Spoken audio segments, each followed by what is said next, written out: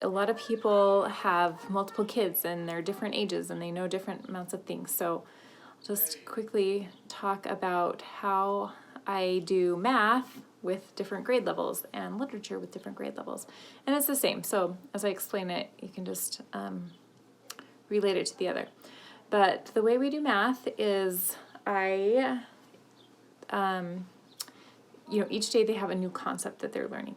So I will go over the new concept with the kid and we'll do the practice problems together. I'll make sure that they're getting it and understanding it, and then they can kind of start to work independently. Even the younger kids can do some of the stuff independently.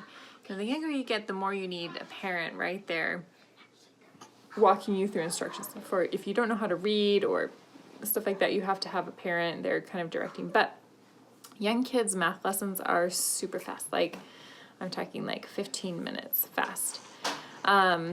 So what I'll do is I'll do the new concept with one kid, go over it, while another kid is practicing piano.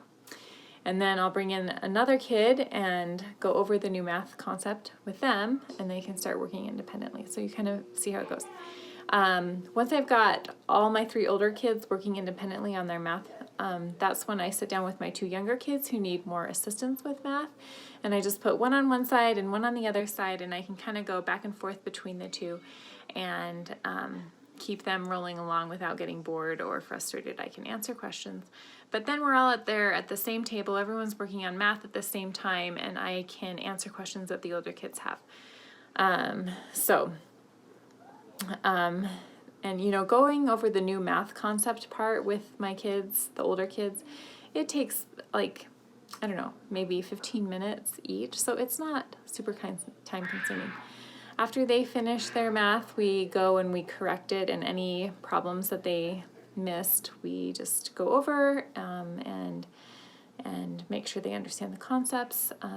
So we're not getting ahead, so that they don't get in over their head with something. So that's kind of the process that I do for math. For literature, there's some things that I need to help them with, but a lot of times the older kids can work independently. The younger kids take a lot more time with literature, because if you're teaching a kid how to read, that is quite time consuming.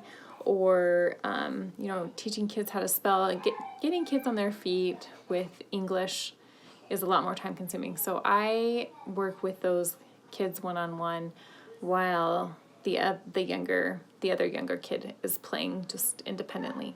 I'll send them off to play or do a puzzle, or just color a picture at the table while I'm working with one kid who just needs 100% of my attention, and then we'll switch. Then the kid who's done with their literature can go do puzzles or draw or, go outside and play while I work with the others. So it's kind of a balancing structure.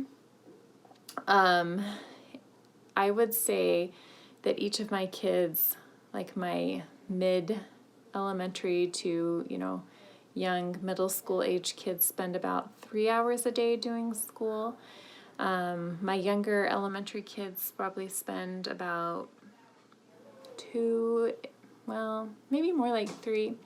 And then my older son, who's just high school age this next year, spends more like 4 or 5 hours a day doing school. For me, it takes a good part of the day, just because I'm going back and forth between the kids. So, for me, I'm not done till my oldest son is done. But the other kids are done much earlier, and they're happy to run off and play without us.